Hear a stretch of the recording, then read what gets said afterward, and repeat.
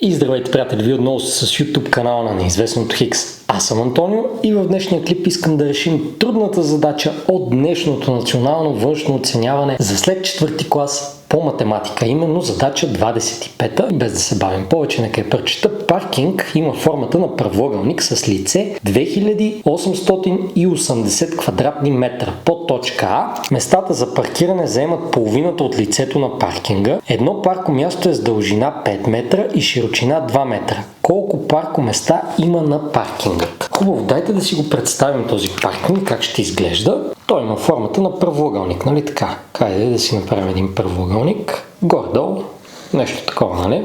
Имаме места за паркиране, които отнемат половината от лицето на този паркинг. Значи представете си, че ето тук, примерно, това тук са нашите паркоместа. Е така, представете ли си? Хоп, хоп, хоп, ето тук паркират колите. И сега какво знаем? Знаем, че паркомястото има дължина 5 метра, ето този размер тук 5, и широчина 2 метра. Какво означава това за лицето на едно паркомясто? То колко ще бъде? Точно така, то ще бъде 5 по 2, нали така? Ще бъде 10 квадратни метра. Ще бъде едно паркоместо. Дадено ни е по условие, че общото лице е 2880 квадратни метра. Това е цялото ни лице. Казано ни е, че местата за паркиране заемат половината от лицето. Това означава 2880 разделено на 2, което е 1440 квадратни метра. И сега ни питат, колко паркоместа има на паркинга? Ние ако знаем, че едно паркомясто отнема 10 квадратни метра, за да намерим броя на паркоместата, то тогава 1440 трябва да го разделим на 10, нали така? И ще получим 144 места. И това е подточка А. Хайде сега да си видим подточка Б. Схемата представя броя на различни превозни средства на паркинга. Използвай данните и пресметни колко превозни средства общо има на паркингът. Вижте сега, тук имаме микробуси, нали така?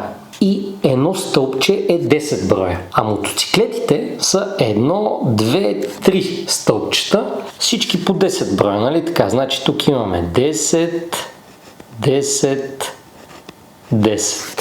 Същото нека направим за леките автомобили. Хайде ще го разпишем. Тук имаме 10, тук имаме едно стълбче с 10 броя. Тук имаме 3 стълбчета при мотоциклетите. Значи за подточка Б, това беше подточка А, за подточка Б може да запишем, че мотоциклетите ще бъдат 3 стълбчета по 10 броя, което е равно на 30. А пък леките автомобили имаме 1, 2, 3, 4, 5, 6, 7, 8, 9. 9 стълбчета по 10 броя, това са 90.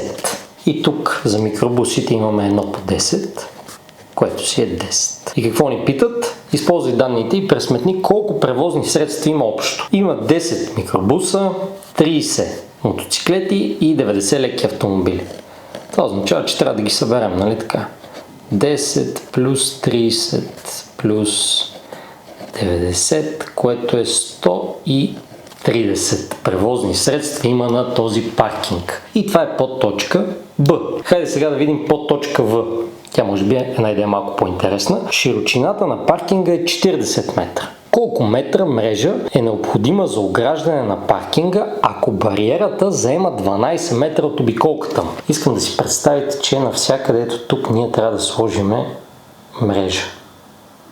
Така да го оградим нашия паркинг. И ни е казано, че широчината на паркингът е 40 метра. Как сега да си намерим дължината? Дължината може да си я намерим от...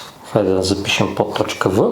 От това, че имаме лицето, което е 2880 и лицето на нашия правоъгълник, нали си спомняте, ако имаме един правоъгълник, ето така, и това е страната А, а това е страната Б, то лице ще бъде равно на А по Б, нали така? Широчината по дължината. Ние имаме цялото лице и широчината. Трябва да разделим лицето на широчината, за да получим дължината. След като пресметнем това, се получават 72 метра, което означава, че ето този тук размер ни е 72 метра и ето този тук също е 72. Питат ни колко метра мрежа е необходима за ограждане на паркинг. Ако почнем да кажем ето тук, имаме 40 метра в тази посока, след това 72 в тази посока, още 72 в тази посока и още 40 в ето тази посока. Какво друго обаче ни е дадено? Все пак трябва от някъде да влизаме, нали така, не може да го оградим цялото. Казано ни е, че бариерата заема 12 метра от обиколката. Ето тук имаме бариера, през която трябва да се влиза и тя е 12 метра. Това означава, че ето тази мрежа тук на нас не ни трябва. Трябва да купим мрежа за тази страна, нали така? 40 метра. Трябва да купим мрежа ето за тази страна. 72 метра. Трябва да купим мрежа ето за тази страна. Още 72 метра. Трябва да прибавим още 40 метра, но трябва да извадим тези 12 метра, защото на бариерата ни трябва мрежа. И тогава нашия резултат ще стане 212 метра.